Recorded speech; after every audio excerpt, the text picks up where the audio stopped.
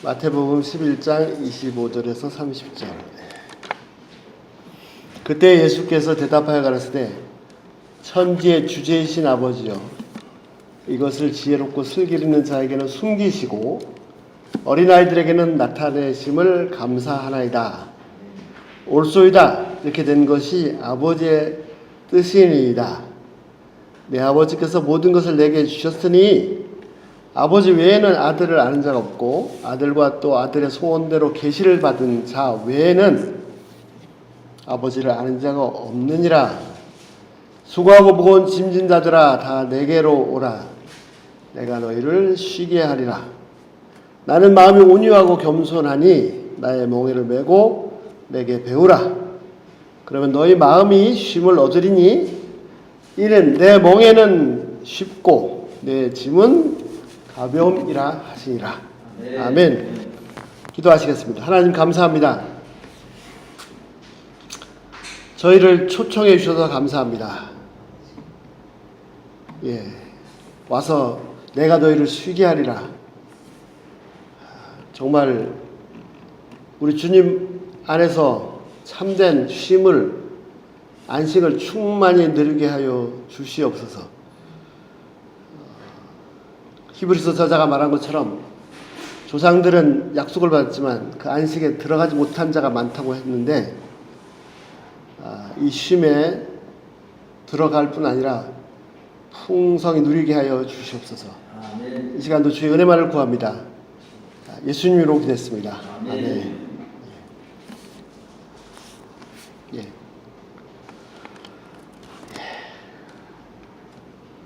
정말 성경이 하나님의 말씀입니다. 평생을 알아도 다 알 수 없고, 인류 역사상 몇천 년 동안 천재들이 알아도 끝이 없고, 예수의 말씀처럼 글자 하나, 토시 하나 버릴 게 없습니다. 지난주에 같이 말씀 나눴는데요. 다니엘이 그렇게 깨끗하고 의롭고 정직한 사람이었지만 그 강가에서 예수님을 배웠을 때는 무릎에 힘이 빠지고 자기 영광이 썩은 것 같고,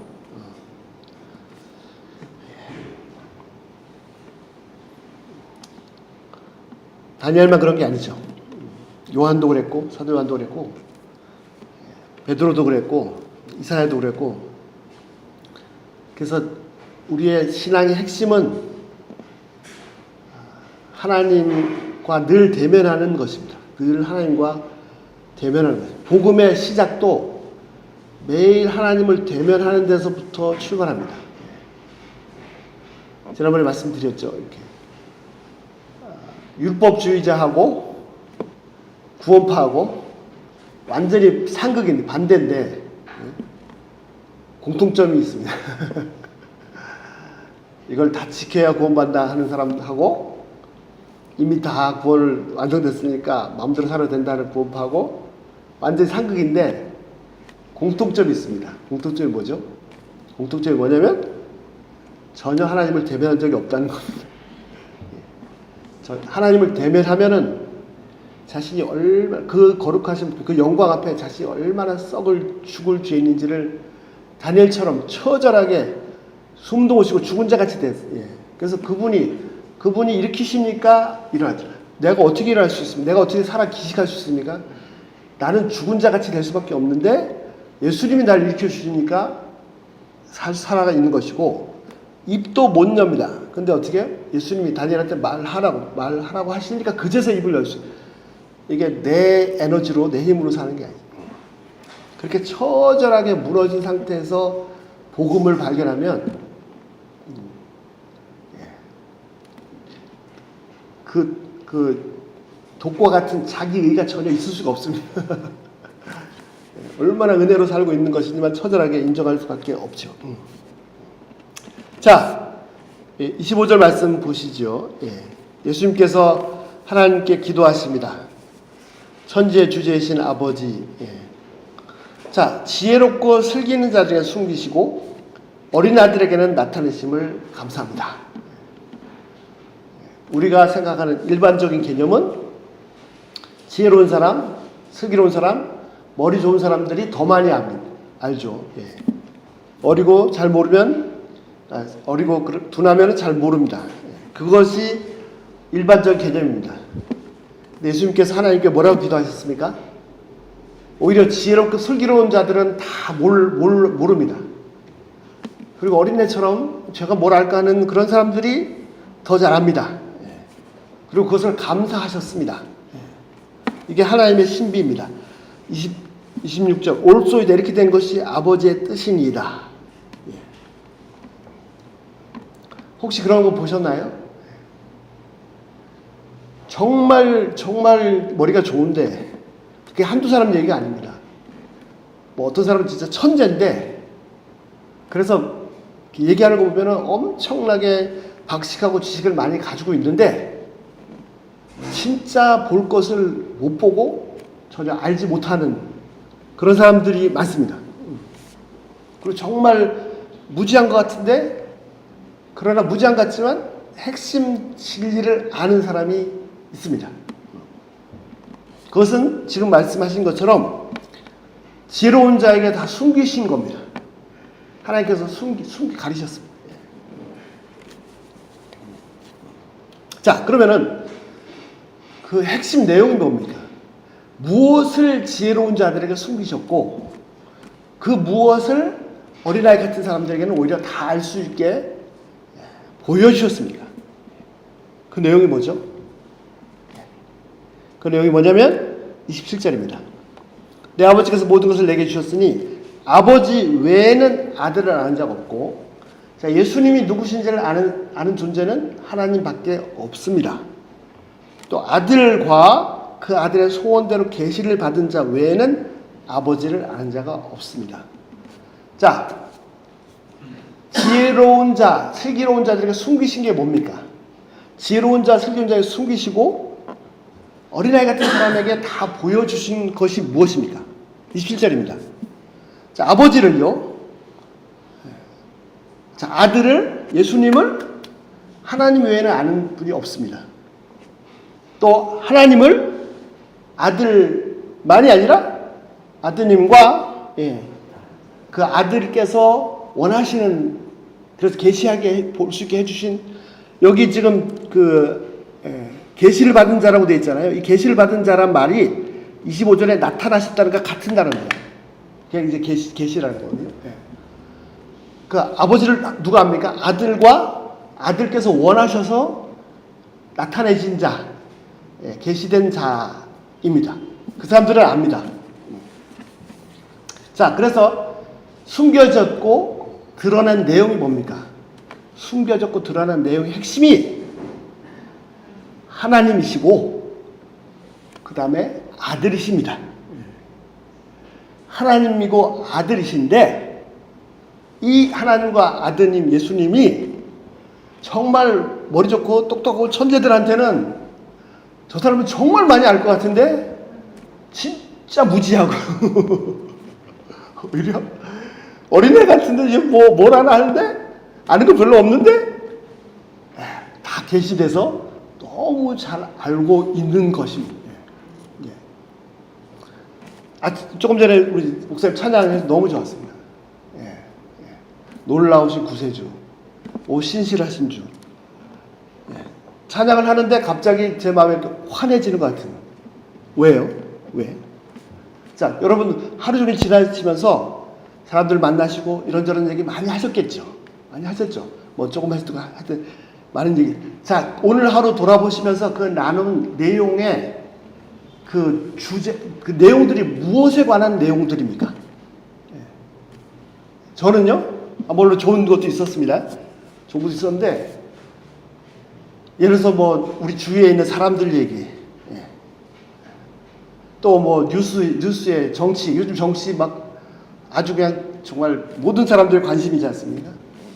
거기다가 또 뭐, 이스라엘에 뭐, 막, 예루살렘 막 난리 났죠, 난리.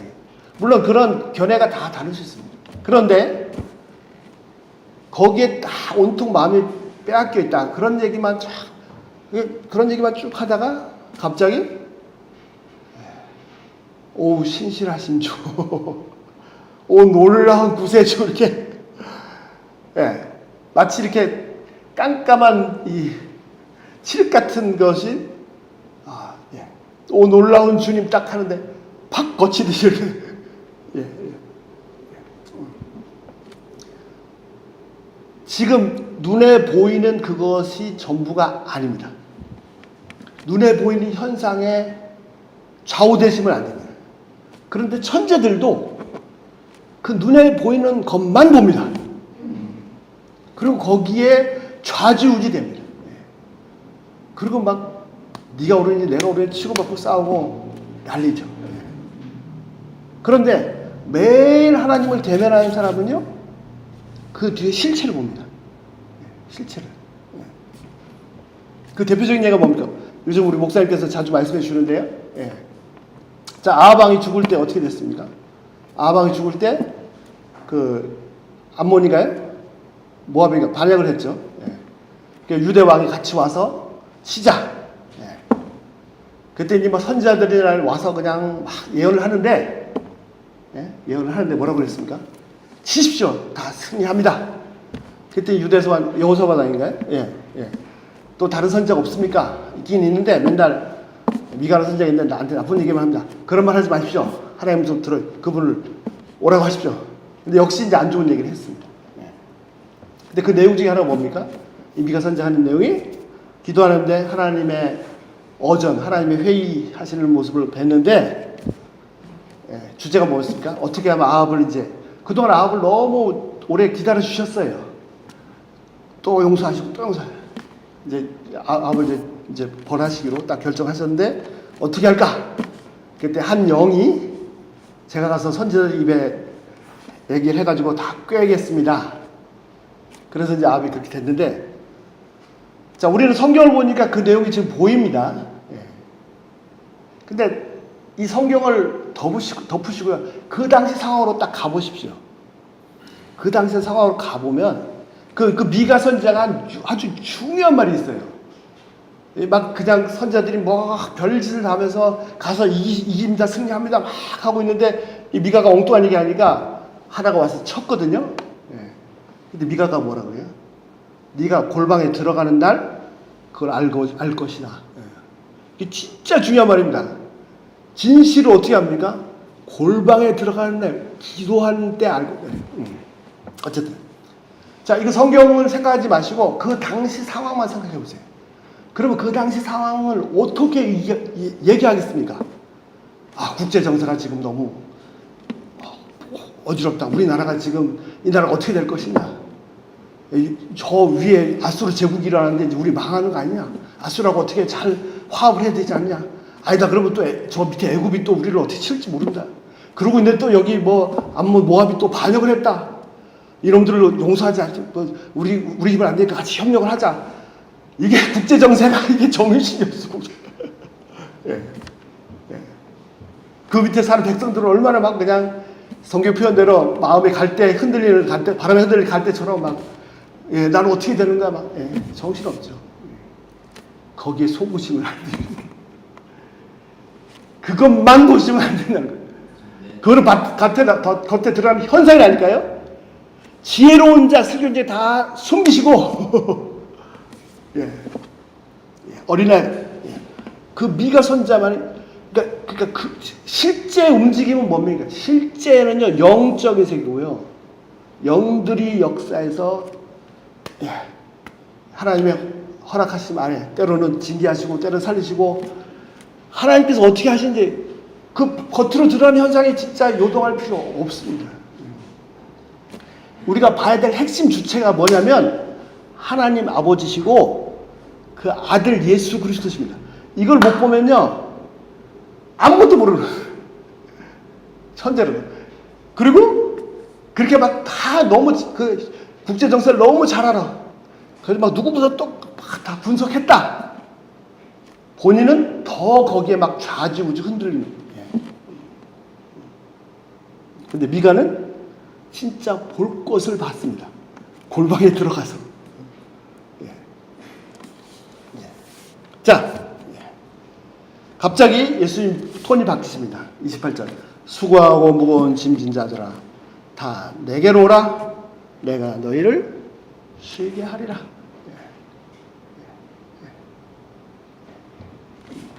꼭 그런 정치적인 뿐만 아닙니다. 매일매일 삶 속에서 갈등하고, 또 막 오늘부터 살아남을 수 있느냐, 뭐 재정 문제, 건강 문제, 많은 것들이 있습니다. 정말 인생 사는 것이 이게 보통 일이 아니죠. 예수님 표현한 대로 수고하고 무거운 짐진 자들아. 진짜 진실을 봐야 될 하나님의 통치하신 하나님의 다스리심, 하나님께서 지금 어떻게 움직이고 계시는지, 여러분, 제가 아는 분이 어떤 분이 진짜 그분도 천재인데, 페이스북에 글을 올렸어요. 글을 올렸어요. 그래서 이스라엘이 지금 트럼프가 수도로 이렇게 했다. 옮겼다. 다 분석을 해가지고 썼어요. 미국이 어떻고 이슬람이 어떻고 그건 겉에 드러나는 겁니다. 그것만 보시면 안 됩니다. 진짜 뒤에서 하나님께서 역사 속에서 어떻게 딱 시간이 되시면 정확하게 지금 어떻게 죽어나가고 계신지 그 실체를 봐야 돼요. 자, 이거를 못 보면은 그 아래에서 살고 있는 매일매일 평범한 사람들의 삶이 어떻습니까? 딱 한마디로 표현하죠. 수고하고 무거운 짐진 자들아. 안 보이면요, 삶이 이렇습니다. 저도 예수님 믿기 전에는 그런 얘기 많이 들었어요. 인생은 고행이다. 인생은 고해다. 고통의 바다다. 수고하고 무거운 짐진 자들아. 그 어디에도 이 수고와 짐을 벗어낼 수 있는, 해결할 수 있는 곳이 없습니다. 제도를 바꾸고, 많이 하죠. 수천 년 해왔습니다. 기술을 발전시키고, 많이 해왔어요. 그래도 똑같나? 발전했나? 아니, 오히려 더 살기 힘든 거 아닌가? 결혼 연령도 점점 더 늦춰지고, 자식 갖는 것도 더 늦춰지고, 옛날에는 몰라, 지금 기준으로 못 살지 모르겠지만, 그래도 결혼도 잘하고, 자식도 잘 낳고, 과연 발달한 건지, 여전히 인생은 수고하고 무거운 짐을 지고 있습니다. 어디도 해결책이 없습니다. 해결책은 단 하나, 자, 아들과 아들의 소원들의 계시를 보여주신 자들, 하나님이 누구시니 아들을 본 사람들,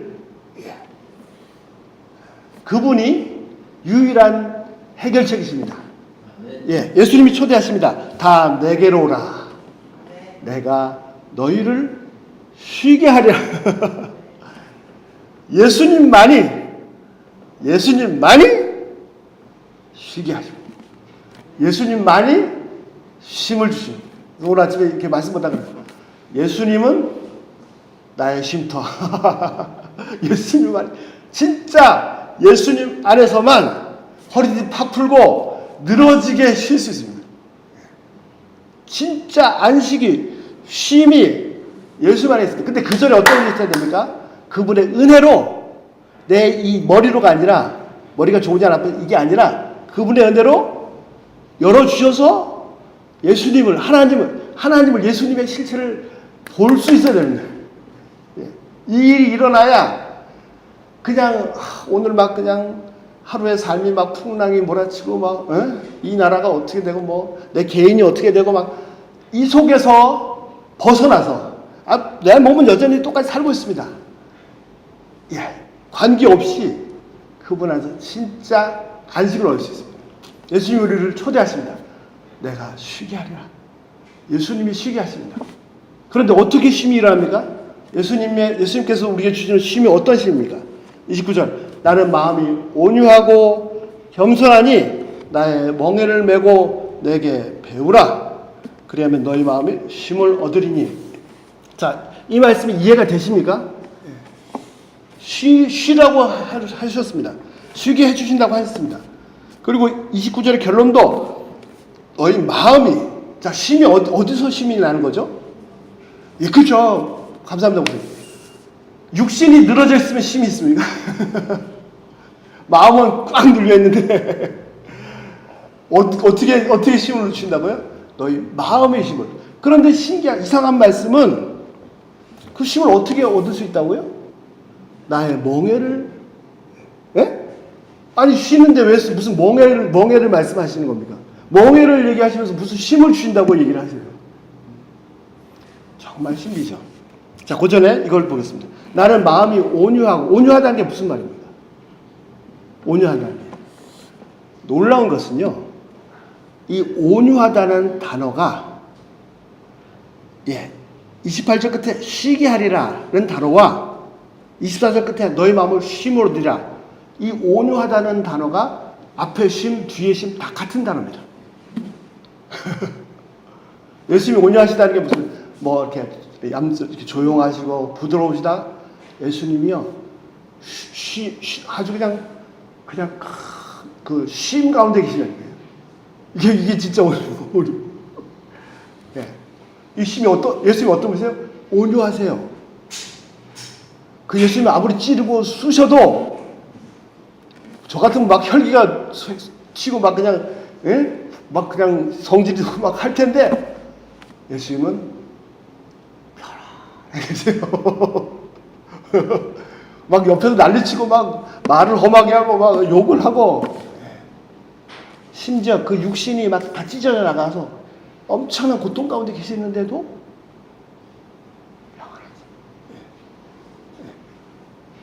막 지구가 두 쪽이 나고 지진이 나고 막 난리쳐도 막 총, 칼, 대포 물고 와서 막 당장 쏴줄 것처럼 막 난리쳐도 쉼 가운데. 그 시편 130편에 다윗의 고백 있잖아요. 그 다윗 진짜 놀라운 고백이죠. 왜 놀랍습니까? 다윗이 뭐라고 고백했습니까? 내가 평안하기를 젖된 아이가 엄마 품에 있는 것처럼. 아기가 엄마 품에 쩍쩍 빨다가 늘어져 자고 있습니다. 세상의 평화가 거기 다 있죠. 다윗은 그런 안식을 하나님에서 누렸습니다. 다윗이 보통 사람이 다윗은 어떤 사람입니까? 어릴 때부터 골리앗 싸움판에 불려나가가지고 죽을 때까지 전쟁터에서 살았던 사람입니다.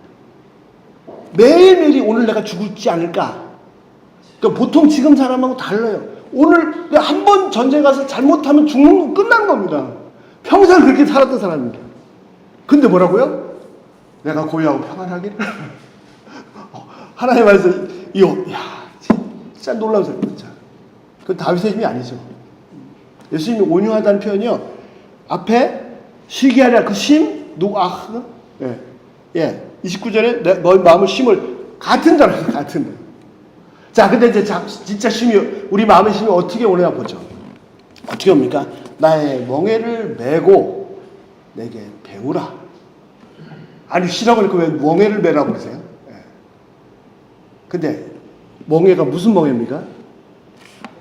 내 멍에가 아니고 예수님의 멍에입니다. 예수님 무슨 멍에를 쥐고 계세요? 이거 가지고 하여튼 머리로 잘 풀어요. 머리로. 근데 아무리 풀어도 마음에 안 다가요.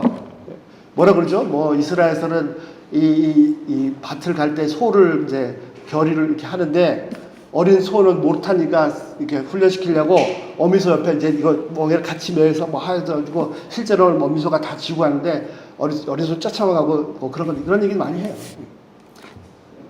예수님이 무슨 멍에를 메고 계십니까? 무슨 멍에를?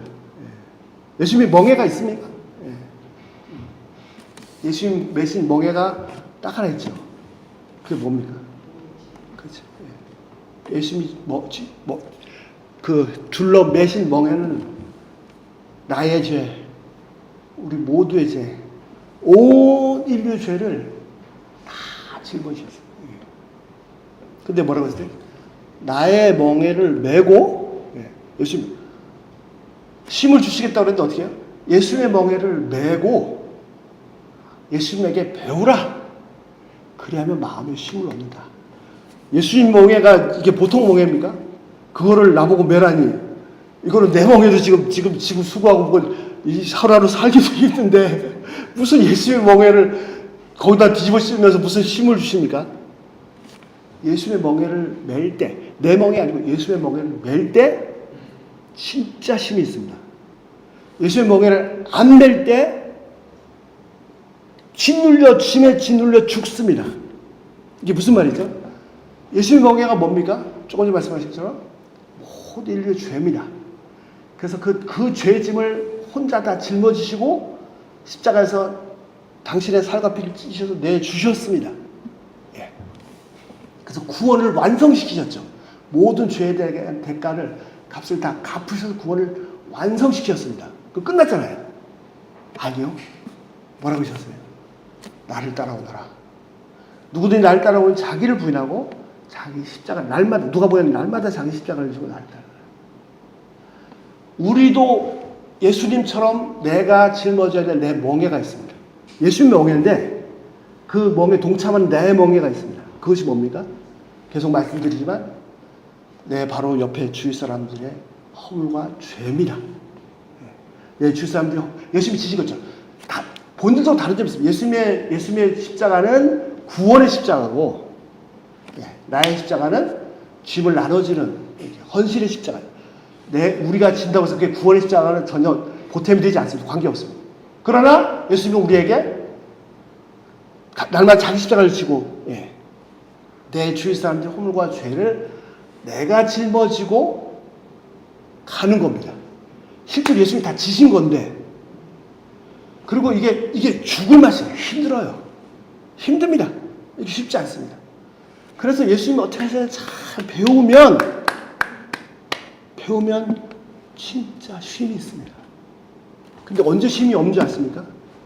내 주위 사람들의 허물과 죄를 보고 예수님처럼 내가 그걸 예수님이 이미 지셨어요. 그거 다 끝났어요. 근데 이제 내가 옆에서 예수님처럼 이렇게 흉내내서 짊어져 주면 쉼이 있습니다. 안 짊어지고 그거를 들추어내고 정죄하고 욕하고 판단하고 막 내 속에서 막 재판장 난도질을 하고 있으면 그 짐이 나를 자꾸 짓눌러. 내 속에서도 죄가 막 다 끝없이 솟구치고 상대방이 이제 그 죄, 내 죄 막 해서 사람을 짓눌러. 내가 밥을 못 먹어서 수고하고 무거운 짐 진 고의 인생을 살고 있습니까? 내가 뭐 부족해서 결국은 다 죄입니다. 죄. 이 죄가 막 난무하고 막 그 난무하는 죄 속에서 나도 같이 뛰어들어서 나도 투사가 돼서 여기서 살아남으려면 내가 왜 가만히 있어? 더 상대방을 막 치고 들춰내고 막 까부시고 하면서 막 죄가 막 피튀기듯이 막 더 솟구치면서 그 속에서 사람들이 점점 이 짐에 짓눌려서 힘들고 막 죽을 맛인 겁니다. 그런데 예수님은요 전혀 죄 없으신 분인데 마치 모든 인간의 죄를 다 지으신 분처럼 욕을 당하시고 모욕을 당하시고 막 침뱉음을 당하시고 온 살이 다 찢겨나가는 그런 고통을 당하셨을 때 한 번도 죄로 맞대어 상대하지 않으시고 그들의 죄를 다 당신의 육시로 받으셨습니다. 아니 빌라도 이 사기꾼 막 겉모술수는 온갖 거짓과 이 악독과 이런 걸로 첨철된 사람이 재판장에 앉아있고 전혀 죄 없은 분이 죄수로 거기 하겠습니다. 이게 말이 됩니까? 그런 상황에서도 예수님은 그들의 죄를 다 당신의 육체로 받으셨습니다. 그래서 그분이 멍에를 다 짊어지고 이게 다 끝났어요. 근데 그거를 매일매일 삶 속에서 내가 그 예수님, 바울이 얘기했잖아요. 바울이 내가 관제처럼 붓겠다. 자기 인생 전체를, 삶 전체를, 생명 전체를 디모데한테 내가 다 부었다. 나 이제 간다. 제가 4가지 말씀드렸죠. 자, 어린 양이 희생제물로 죽습니다. 거기서 예수님은 진짜 구원, 예수님 십자가의 구원. 그게 끝이 아닙니다. 바울은 구원받은 자기 자신을 제물로, 그리고 4번째 뭐죠? 자기 이방인들을 다 제물로 드리겠다. 이방인들도 그렇게 헌신하도록. 이게 진짜 온전한 헌신이죠. 그렇게 해서 내가 그 예수님의 멍에에 동참할 때 힘들어요. 그래서 계속 예수님 바라보고 배울 때 마음에 쉼이 있습니다. 쉼이 있습니다. 쉼이. 내가 이걸 앉을 때 정말 저도 장난이 아니거든요. 저도 겉으로 멀쩡하게 생겼지만 이 얼마나 악한 자인지 모르겠어요. 저도 이거 쑤시고 들춰내는데 뭐 전문가 다른 사람이 허물 저 사람 왜 저래 또 저 말을 저렇게 하네 막 아마 여러분 제 속을 들여다보셨으면 기절초풍에서 저런 인간 버려야 되는 도망가셨을 거예요. 그렇게 계속 쑤셔내고 들춰내면 그 사람도 힘들겠지만요. 나도 점점 막 더 그 진흙탕 속에 막 쓰레기 속에 막 질식해서 같이 죽어들어요. 예수님처럼 그분의 멍에를 내가 동참하고 보여요. 죄가 보여요. 이게 딱 보여요. 그래. 그럼 그 허물 내가 지지 뭐. 딱 짊어지면 그분의 멍에를 딱 내가 딱 짊어지면 그거를 짊어지려고 자꾸 배우면 쉼이 있습니다. 쉼이 있습니다. 어떤 쉼이요? 어떤 쉼? 욕을 하고 막 쑤시고 막 물리적으로 하고 막 고통이 있고 경제적으로 막 당장 죽을 것 같고 막 땅이 갈라지고 지진이 나도 조용한 온유한 그 쉼이 있습니다. 이는 내 멍에는 쉽고 내 짐은 가벼움이라. 그 멍에가 쉽지 않고 그 짐이 가볍지 않습니다. 그게 어떻게 쉽고 가벼울 수 있습니까? 그런데 이 구원의 멍에는 쉽습니다. 가볍습니다. 이미 다 지셨기 때문에. 그래서 나의 멍에를 메고, 더 정확히 말하면은 나의 멍에를 너에게 같이 여기에 참된 쉼이 있는 겁니다. 예수님은 앞장서서 먼저 가셔서 구원을 완벽하게 완성시키셨습니다. 그리고 저희들을 초대하시는데 예수님의 멍에 동참하는 것까지가 목표가 아닙니다. 거기 들어갔을 때 진짜 안식이 있습니다. 내가 아무리 옳고 상대방이 아무리 틀렸다고 해도 내 마음에 용서하지 않고 있으면요 계속 짐이 짓누릅니다. 근데 용서할 뿐 아니라 예수 십자가 우리를 용서하신 거잖아요. 용서할 뿐 아니라 예수님의 십자가 우리의 죄를 벌을 다 받으신 거잖아요. 상대방의 허물과 약점을 내가 내 잘못을 딱 받으면 그분의 멍에 동참하면 또 그렇게 동참하려고 계속 배우면 참된 마음의 쉼이 안식이 인간의 이성으로서는 도저히 도달할 수 없는 놀라운 평안이 있습니다. 예수님께서 우리를 초대하십니다. 내가 너희를 쉬게 하리라. 그분의 멍에 그분의 십자가의 이 복음의 심리 가운데서 주님이 주는 참된 쉼을 정말 풍성하게 누리시길 기도합니다. 기도하겠습니다.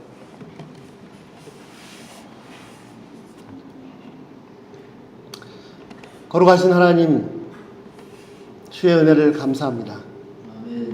하나님, 하나님께서 보시기에 정말 먼지도 안 되는, 먼지도 아니고 이게 마이크로의 세계, 아주 나노의 세계,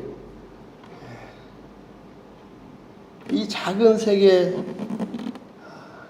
정말 무시하시고 그냥 바람 훅 불어버리면 끝날 것인데도 불구하고 관심을 가지시고 애정을 가지시고 사랑하시되 그냥 적당히 사랑하신 것이 아니라 이 나노의 세계까지 찾아오시기까지 그 광대하신 하나님께서 저희 같은 육신의 몸을 입고 이 땅에 찾아오시기까지 이 사랑하신 기이한 사랑을 인해서 감사드립니다. 하나님, 예수님께서 진짜 참된 안식의 그 쉼의 신비를 열어주셔서 정말 감사합니다. 저희도 이 말씀에 응하여서 이미 다 완성시키신 예수님의 멍에를 조금이나마 동참함으로 말미암아 정말 이 세상에 알 수 없는 참된 안식의 그 쉼에 놀라운 평안에 들어갈 수 있도록 도와주시옵소서. 이 신비를 지혜로운 자들이 감추시고 어린아이들에게 열어주셔서 정말 감사합니다. 늘 주 앞에 두렵고 떨림으로 낮고 가난한 마음으로 상하고 찢긴 심령으로 주 앞에 나가게 하시고 그 가난한 심령에 약속하신 천국을 누리게 하여 주시옵소서. 귀한 안식을 주신 주님을 찬양합니다. 이 안식의 쉼의 구원의 역사를, 복음의 역사를 이루신 우리 주 예수 그리스도를 찬양합니다. 놀라운 구원을 이루신 주님을 찬양합니다. 감사드리며 예수님 목이 됐습니다. 아멘.